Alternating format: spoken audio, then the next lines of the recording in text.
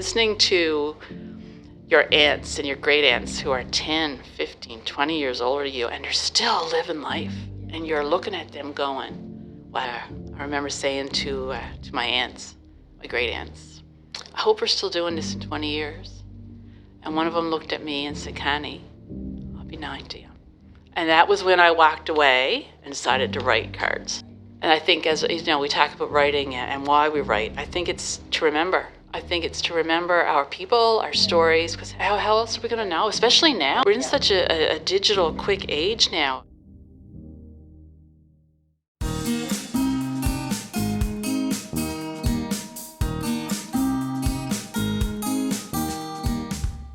Welcome to Collide, your Center for Research and Innovation podcast. A podcast to ignite ideas, creativity, and innovation through dialogue and knowledge sharing.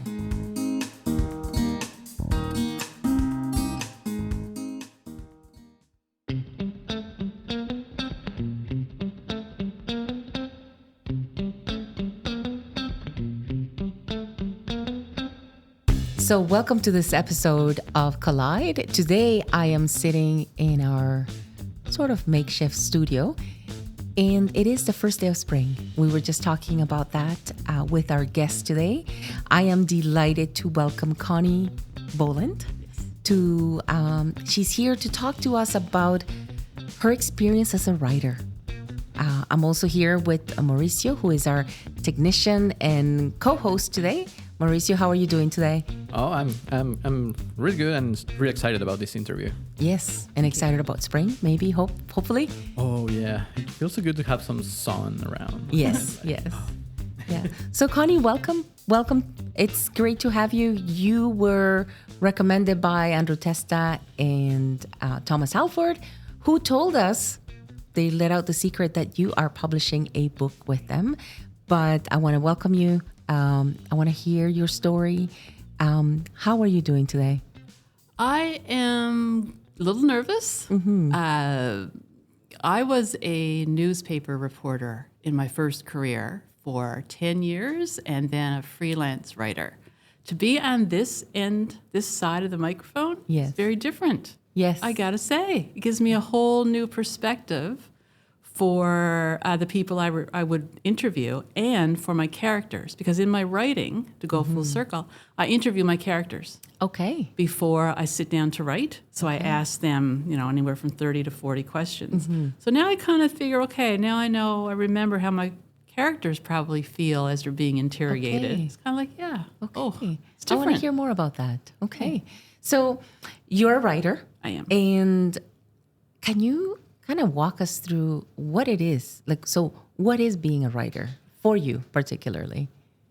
Being a writer for me, and I've always written. My mom has a diary that I started when I was 5 years old, and it talks about how I wanted a horse. Mm-hmm. You don't have a horse in Corner Brook, but that was okay. Mm-hmm. I wanted to be Nancy Drew, and I wanted to be, this writer and that writer. Being a writer for me makes sense of my world. It helps me understand, when I write nonfiction, understand what's happening around me. Okay. In the book that's coming out with Horseshoe, I write about my experiences in Labrador and going to Labrador as a first-time teacher at age 53, having never been in a classroom, never having students, and that career change and what brought that career change. It helped me understand when I got in Labrador and was 7 weeks into my contract why I was lonely and how to work around the loneliness. And it's also, I think, writing for me is fiction. It's living in a world that maybe I wanted to live in or is in my head and I want to invite other people into.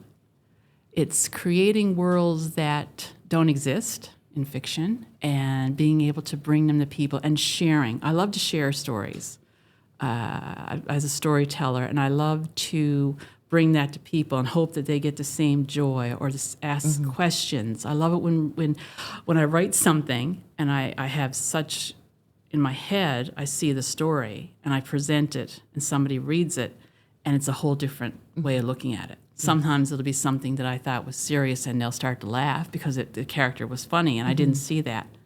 And I love that sharing and coming together in a story.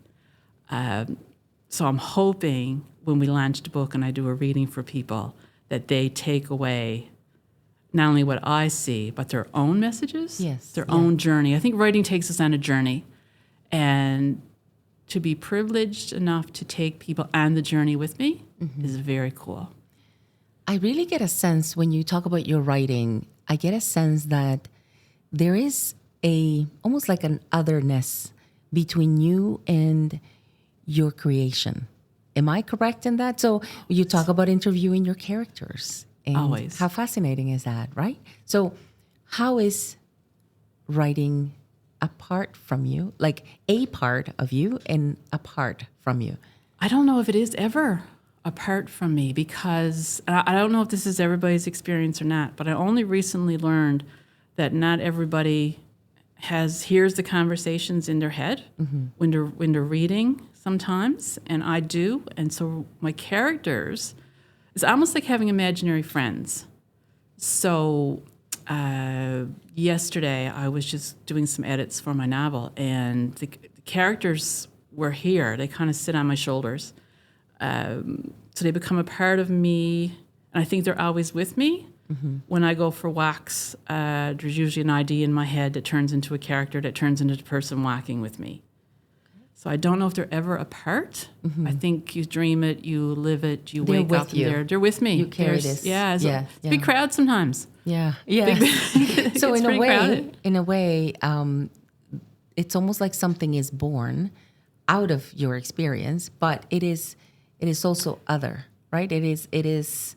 There's an otherness. Yes. Yeah. Yeah. For example, one of the stories in the chapbook, and I there's two different things, I guess. The chapbook is what's coming out with Horseshoe, and then there's a novel that I've written. But in the chapbook, there's a story with 4 characters, and I was with the characters at the time when the story happens, but I wasn't with them in the writing, if that makes any sense. So the 4 characters live outside of me. They're also inside of me, if that makes any sense. Yes. It's kind of hard. I know it's kind of hard to explain, really, that way.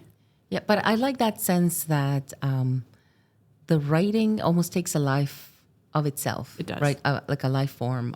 And it may become something different than what you had originally imagined, right? Always. So, Always. Yeah. It's true that, and other writers, we say this, when you sit down to write, they do take over the character. So I might see, I did a thing, I wrote a story and I saw that this character, I called her Grace because I saw her as being, she was a teenager. This is in the 50s. So she was a very good girl, we'll call her, very church-going girl. So I was writing her story. And all of a sudden, 4 hours later, Grace was not a good girl. So the character, she took over. Okay. So she came through as being, no. Yeah. Okay. Yeah. I want to have some fun. It flows, right? It It's not like flows. you are kind of like pre-imagining what a character will do. Yeah. No. You just let the character go.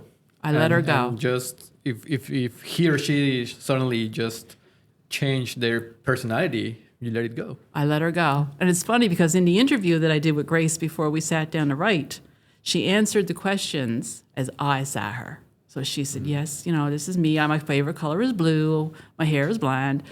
Nope, she wasn't in the rewrite. So I wrote her as she wanted to be written, and she was nothing like. So we had to do another interview based on. But you let it go. You let them go, and I try not to rein them in and just see where we go with it, right? That's so amazing because I think that sometimes we try to control everything.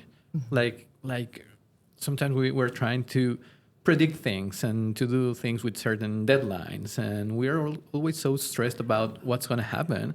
And I think that this is an amazing exercise of just letting things happen. Right. I think that's why And for creativity, that's it's beautiful. it's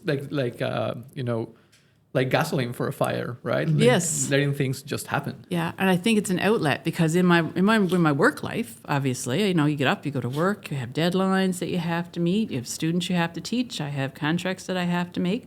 So I love when that day is done and this day starts. Yeah. because it's just, okay, where are we going today, Yes, guys? yeah, yeah. And some days they don't show up, which is fine. So I'll go write something else, or I'll play with something else. And there is sometimes I get a little bit of a Stephen King bent to me, I guess. Murder and mayhem can happen, and sometimes you pull that back too. It's like, Yes. ooh. Yes, yeah. That's for a first draft. We'll talk about that later, kind of thing. So, Connie, do you, and this is a leading question because I think I sort of know the answer to this, but do you kind of define yourself as a writer within a particular genre? No. Okay. The reason I don't, because I haven't, when I grow up, I'm going to decide, I think, maybe what I want to write, but I like fiction. I like fiction with a nonfiction crossover. And what I mean by that is I do write nonfiction, I do write fiction, I do write horror, mystery. I haven't done any romance yet. I do write whatever comes to my mind, but I do really enjoy fiction and nonfiction merged together. And what I mean by that is in the novel, it's set in the resettlement days in the 1950s when the provincial government came out and said, get out of your town. But I wanted to fictionalize it because I wanted some of my characters to act differently than the people did. But within the story, I made sure to have, as a Newfoundlander, I like to be able to put in little snippets of the way our life was. So it's in a resettlement time. The characters are not like any characters I knew, but I kept to some of our traditions, our berry picking, our hunting, our gathering. That's all real. There's a scene where a midwife is changing a dressing on a little boy who stepped on a rusty nail. She made a bread poultice. Yeah. And that's when you take the bread, make it hot water, and you wrap it up in a Nan's red bag. So I kind of, I do a fiction, nonfiction crossover a lot of the times. Maybe it's creative nonfiction, maybe it's not. I don't think so. But I like to encourage people to write, what they want to write. I find nonfiction the hardest. But I do some nonfiction, right? Yeah, There's a story, like say, in the chapbook about my time in Labrador. It's nonfiction. There's actually a story in the chapbook about 10 years ago, a little bit more. There was a bus crash, and my daughter was involved in the bus crash with Silver Blade Skating Club. So it's nonfiction. The bus crash did happen. My reaction to it is fiction. Okay. And I think I wrote it like that because it's how I wish I had reacted. So I see that your writing is very much the history and tradition of Newfoundland flows in your writing. Can you speak to us a little bit more about that? So how do you balance, and you've kind of said this already, but if you can expand on, so how do you balance honoring those traditions with a reimagining of those traditions? That's a good question. I think, let's see, let's take the novel, for example. So it's set in resettlement days, which is true. There's 4 main characters. 2 are pretty much what you would expect for 1950s characters growing up in those days under the church. The other 2 are probably the polar opposite. They're probably in keeping to the time, but they're probably the inner thoughts of how characters could have reacted further down the road. So there's like a strand, the mother. The resettlement times happened, and it was still under a time when the men made the decisions. But behind those men making those decisions, and I know this to be true because of my own family, it was actually the women, though, had such a strong say. And we don't sometimes know a lot about that. So I felt as a Newfoundlander, it's up to me to bring that part out. Yeah. And kind of keep true to the times, but kind of say, well, what if? Right? And what if, this 16-year-old was looking to be more? Yeah. Because there were people like that. Yeah. There's always women, particularly, who want more. Yeah. So let's put them in the 50s in a true situation of the resettlement, and let's bring them back. Does that make sense? Yeah. Does that answer your question? Sense. Yeah, absolutely. Writing is I think writing is sometimes hard to talk about because I don't know if we know how we do it. Right. I really believe that. Sometimes you write a story and you look back and you go, oh. I don't know how I did that. And I found that transition from a journalist to a writer to be difficult because journalist is so fact-based. Right. It's like who, Yeah. what, when, where, why. And creative writing is the how. Yes. It's kind of like discovering how you can let yourself go and let that message happen. Yeah. Yeah. Yeah, that's probably the cool part about it. Okay. And you mentioned that you have like your day job, sort of say, like your regular life with deadlines and. Yes. So how do you manage to go back writing and retake a story that you are writing? I'm lucky. I'm semi-retired now, so I've been incredibly lucky to land contracts so I work in short bursts.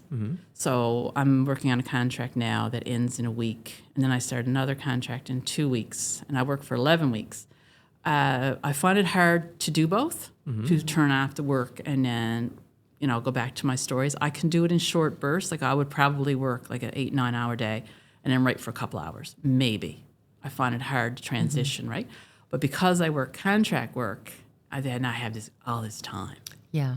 right? So for instance, last June, I came home from Northern Labrador where I was working, took the summer and the fall and went to my cabin and just blissfully wrote. So for me, that's just probably how I do it. I like to take myself out of my normal life and write. Okay. I find it really hard, like I say, to do the transition. I know people who, get up and write before work, they write after work, and they write, I can't wish I could do that, but I can't. Because because I don't want to, because if I start to write, I've started to write in the mornings before work, and then realize I don't want to go to work. So it's like, Sometimes it's harder to stop, right? Yes. Yeah. So It's like, one more line, one more. Nah, I gotta go. I don't want to go to work. Yeah. Right? Yeah, I know. So I kind of stay. It's kind of self-preservation, I guess. have you ever feel like you have a lack of inspiration? No, and I say that hesitantly because I'm afraid it's going to happen to me any day. I've had periods where I just didn't feel like writing, but the ideas were still there. I have hundreds of little sticky notes, I guess, all over my desk with different ideas. I think for me, any blocking is with my editing more than anything, because you write your story and then you have to go back and edit it because, I try to free write. I try not to stop. I try to go. And then when I'm done, my block, I find, is to go back and kill my darlings and take out the adjectives and take out the adverbs and stuff like that. And the stuff that, I've said 20,000 times and I don't, words like you use, there's one word sometimes a writer will use forever. Like, you read a story and you use like 50,000 times. I find that hard. I think that's my block. I don't know if it's because I'm tired because I just did it, or I just don't want to fiddle with it anymore, but ideas, knock on wood, always seem to come. And I'm so grateful for that. Would you mind reading to us? Sure. Is there something that either you're working on or something you would like to share? Well, yes. Tell us. I did bring something. This is from the Horseshoe Press book that's coming out in 2 weeks. This story, it's called Cards Laid on the Table. It won an Arts and Letters Award actually in 2024. One of the things, and getting back to what you said about Newfoundlanders and stuff, I like to make my characters, in a lot of cases, older than average.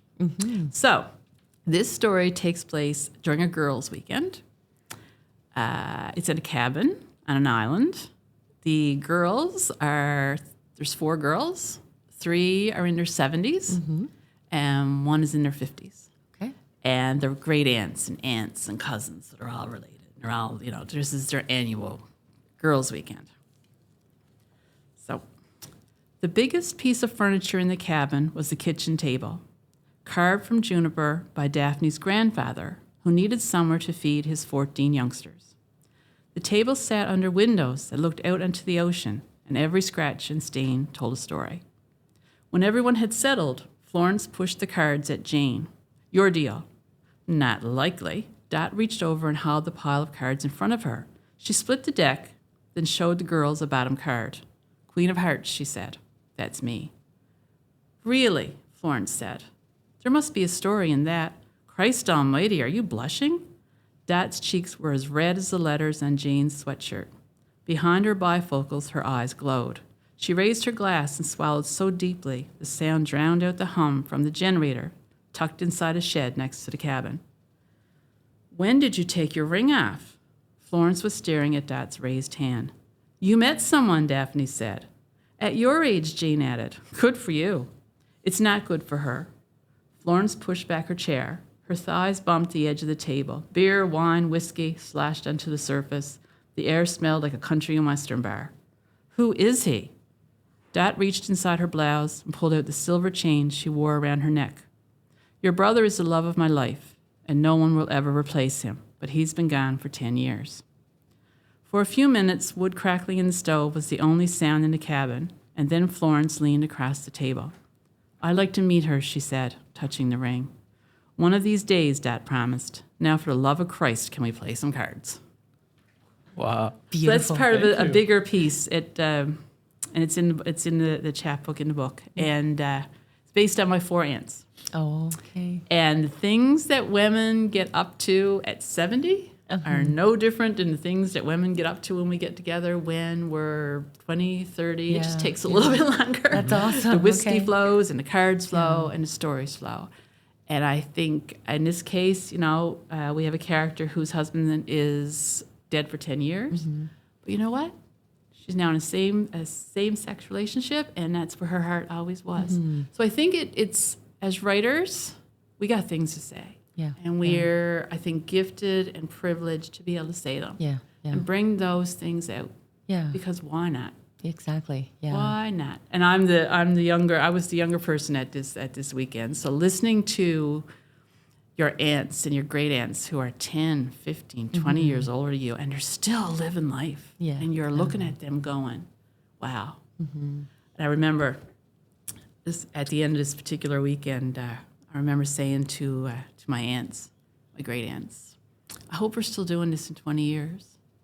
And one of them looked at me and said, Connie, I'll be 90. I was 100.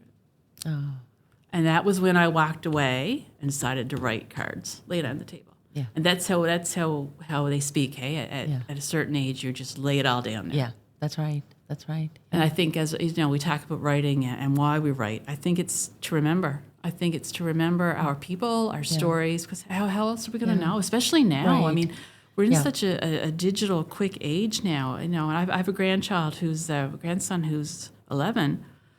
If I don't write it down, where's it going to go? Who's going to know anymore? If we don't keep these podcasts, we don't tell these stories, because podcasts are the way to go and online, and we don't get this stuff out there. Yeah. How are we going to keep it? Right? Yeah. Share what we can. Yeah. And I think one thing I appreciate about your writing, and I haven't read a lot of your work, but the little bit that I have read, your writing invites me to focus on the present moment and on the details. You have a story about, I think it was your, someone's nan passing away. It's mine. Right. And it really touched me because you described the busyness of everybody, kind of like talking about everything else except Nan. And Nan was worried about finding her rosary beads, She right? was. In the And hospital. right. Yeah. And your writing really brought me in and reminded me, like, how often do I worry about everything else except the details, except the person being present for that person Yeah. at that moment. Yeah. Our lives are so busy sometimes that we just don't remember. Right. We don't Right. take that time, right? And we all do it. I mean, it's like coming here. It's like you're at work all day, and there's so much. But sometimes I think if we can just slow down. Right. And that was my nan. Yeah, my grandmother passed, and we were all in the funeral home, and we're a huge family. My nan had 12 kids, and then my mom, and we all, we're just a big family. And we took over the palliative care unit, and God love the nurses, they let us. And yeah, Nan's last thing she said, because she was in palliative care for 4 days, and we all stayed. And the last thing Nan asked for was her rosary beads. And those 4 days, which is why I wrote it, I think, and our family coming together. And we played cards, and we had snacks, and people brought us food. I really think Nan hung on to 4 days. She was gone day 2. She was there, but, she wasn't. And I think she hung on as long as she did to let us have that time. And I wanted to create that story so our family would remember. Yeah. And that is another example of nonfiction versus fiction. Yeah. Because to make it nonfiction was just too hard. It was just too painful. Right. But there was so many great moments in there Yeah. that I wanted to get out. Yeah. You know, Yeah. sharing the egg sandwiches and the funeral sandwiches and stuff like that. And knowing when Nan finally went, and it was too hard to try to write what it was like in that room. But I could write about the next room where we all played cards and how, people took care of Nan and bring it back a little bit to my aunt trying to explain to Nan's sons why they weren't feeding her anymore and stuff like that. Yeah. Right? Yeah. I enjoyed that story. That actually, that also won an Arts and Letters Award. Yeah. So, which was pretty neat. Beautiful story. Yeah. Thank you. So, Connie, why a chapbook and why Horseshoe Community Press? Well, so Tell us about that. Here's the thing. And what's happening? So, we've been talking about Horseshoe Community Press, the chapbook. What's happening? And Well, this is so cool. Yes. So, I finished my novel in December, but to back up, my goal has always been to publish a book before I was 60. Okay. I wrote my novel and finished it in December. I'm 59 now. I'll be 60 this year. I wrote my novel and sent it out into the world, and it's still out in the world. It doesn't have a publisher yet, which is fine. I'm good with that. It takes forever.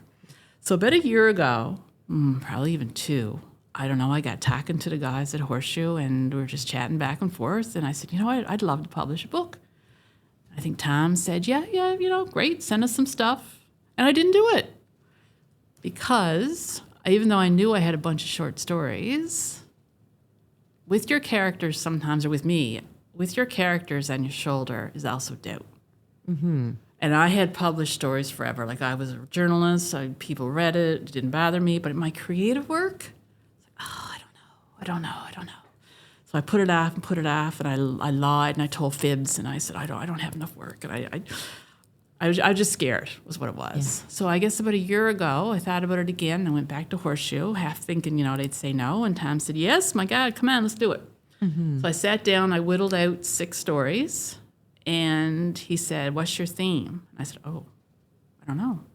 So I decided what I wanted to do with Horseshoe. I wanted to we all read differently, and we all like different stories. So I wanted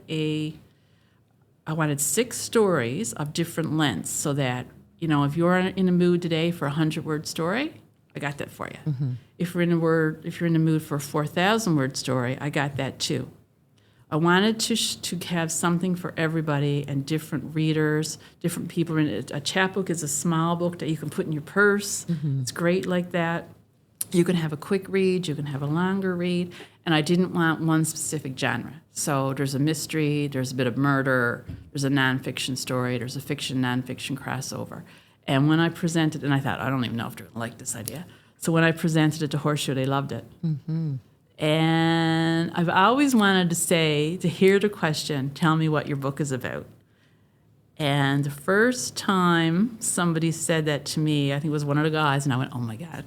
Here I am. Yeah. And I'm not 60. I'm going to be 60 in November, and the book is coming out. Yes. So it's so cool. So when is it coming out? March 31st. Okay. Corner Brook Library is letting us do a launch there. I'm going to read, and I'm going to sign a book, and I'm so excited. That is exciting. And I think there's 50 printed. Yes. I haven't seen it yet, so I don't know if it's here or if it's printed. I think they're coming next week. I think they are to too. put them together here in our makerspace. I think so. Which and is I'm very going to have special. to come and see if they'll let me watch it. And it's. I didn't think I'd be this excited because and the smell. I can't wait to smell the ink.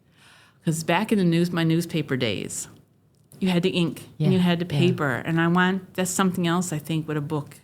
You bring to people. You remember when we shared those stories, so you can sit and have a read, and I can sit and have a read, and we can smell the ink, and we can get our hands dirty together, and is just such a great, and a chapbook is just small enough that I think it's just something appealing, and it has such a long history of chapbooks and people writing chapbooks and getting a bunch of stories out and stuff like that. And yeah, I'm really over the moon excited about it. So if anybody, so obviously our podcast is going to be out in the world. Some people may listen to it before March 31st, 2026. Oh, please come. So they're going to the public library in Corner Brook. Yeah. On March 31st, what time? 6 o'clock. 6 o'clock in the evening. In the evening, yeah. And it's free. They can just walk in. Come Okay. meet me. Come see me. I think a few people, from what I understand in Corner Brook, know me from my Western Star days. Mm-hmm. So yeah, it'd be great to see people again. And I do a bit of photography, and people seem to. I post a picture a day on Facebook, just a kind of hi, have a good day kind of thing, and people seem to really like that. So if you're wondering, the person behind the photography, please come out and enjoy my reading. And I love comments on my work and stuff like that. It'd be great to meet people and see people. Yeah, and I'm glad I'm glad to be able to do that and bring people hopefully together again because we missed that for so long. Yeah. So March 31st, Public Library, Corner Brook, 6 p.m. And Connie, if somebody wants to reach out to you, how can they get a hold of you or to find you? Online? Yes. Some of my work is on my website. Shout out to my husband for updating my website today, actually. And what is the address of your website? www.connieboland.com. Okay. And you can find me there. Should I give out my email? Yeah, and we will put it on the podcast episode description. Perfect. So people can love reach out talking to you. people who, any writers that want to, trade secrets or trade stories. Or there's a writing group here in Corner Brook. I know I don't get to go because I'm not home enough, but sometimes I do get a chance to drop in. People are interested in writing, might want to check that out. Mm-hmm. How important is it for you to have feedback from other writers? It hurts. It's funny because if it's not my family, perfect. I love to hear that people read my stories. My family makes me nervous. Oh, I get it. Isn't that funny? Yeah. Everybody else, my novel, I wanted my mom to read it before it was. It didn't like. I just wanted mom to read it, and knowing that she had it, I kind of gave her the document, and I kind of walked away, and I went, "Oh my, oh my!" And I went over one day because we go to my parents every week for supper, right? Sunday supper. Anyway, I walked in one Sunday, and here's Mom sitting down in her chair. And Mom is, mid-70s, and she's sitting in her chair with her magnifying glass and a light on, reading every word. And I was like, I was mortified, and I wanted her to love the story, and I wanted feedback, but I didn't. Like I really wanted just her to read it, and she did like Good. it, which was really good. But it's hard when you know somebody. I think a family, strangers go at it, have at it, but family is hard for me. Yeah. To have them read it. Yeah. Yeah. Though it's good because the more eyes on something, because we don't see our own mistakes, the more eyes, the better. But it was hard. Yeah. Yeah. Imagine that. Yeah. It's so much of, it's so putting personal. yourself out there, right? Yeah. It's a part of you. Yeah. In so many ways, right? Yeah. It is, yeah. And strangers, I think maybe it's again going back to the reporting and stuff like that. You have so much said to you that it kind of just, right? Yes. But I shouldn't say that, no, because I think because it's more personal. When you did a journalism story, it was like a fire or whatever was going on. It was very seldom personal. And now I guess it is. Yeah. Because you spend a lot of time with these characters. You spend years with some of them in your head, and it's kind of like, oh, don't hurt her feelings. Yeah. It's like someone says your dog is ugly. Like Right. dogs are never ugly. Never. Yeah. Are you ever worried about like some character you made that might not be likable, like people will hate it? Not really, because I like writing unlikable characters, because not everybody's likable, right? Yeah. Unfortunately, not everybody's nice, and I think that makes a character interesting. Real. And I think it makes them real. And I think in a lot of us, there's also a not very nice side. There's a side of us, that curses when somebody, cuts us off, or somebody, is negatively on your, your writing or your pictures, or some people are just not nice. So I think characters are like that too. But getting back to the novel, when Mom read it, there was a character in it. And she liked the character, but she didn't like the name. Because the name was similar to someone she knew growing up. And this person was not a nice character. Like, he was so much fun, because when you get a not nice character, you just let him go. And they can piss people off, and they can do things that, the good characters won't do. And anyway, she's like, oh, but he was such a nice person in real life. And I said, but Mom is fiction. Anyway, the character needs a new name. Because it's Mom. Oh, yes. Right? But in my head, because I've been writing my novel for a couple of years, to try to change a name now is wild. Yeah. And what with writing, the coincidences that come up, this is true. 3 days before, I had never met you before. So 3 days before we set this up, I didn't know your name. I didn't know who worked here. This is honest to God's truth. I'm writing a story. I don't even remember what it was about. It was some idea I had that day. And guess the name I gave it to her. Gave the character. Mary. Honestly. You did? Okay. Same spelling. Are you serious? I lie to you now. Okay. And when you say about connections with writing, that's the wild stuff. Stuff that happens outside the stories. Right, yeah. I love that. Yeah. I didn't know your spelling. I didn't know you. Mary's pretty common, but then the spelling was the same. Right, I was like, right. oh, Okay, I got to take a look at moment. that, okay. I love that about writing. And there's a few things in the novel and even in my short stories that, again, going back to my mother, Mom read the book and she said, she said, this, where did this come from? And I said, I don't know, Mom, I dreamed it up. She said, that actually happened. Because Mom grew up in a resettled community. Yeah. And she said, did I ever tell you that story? And I said, no. So I love that bit writing. Hey, it just, sometimes it just crosses over and real things kind of happen. Yeah. Which is awesome. really neat. Yeah. That is Except for his murder and mayhem. We don't want those to happen. Right, exactly. Yeah. So, Connie, I really want to thank you for coming in to get that spark of creativity back in our heads. We've had so many topics in our Collide podcast, and we talk about entrepreneurship, about making, and I think a very common theme that we have is this idea of creativity, but also the idea of slowing down. Slow down. To take in the moment. And I want to thank you for reminding me of that today. And it's been a very busy couple of weeks here at CRI. Yeah. And Mauricio works with me all the time, so he knows when I'm stressed.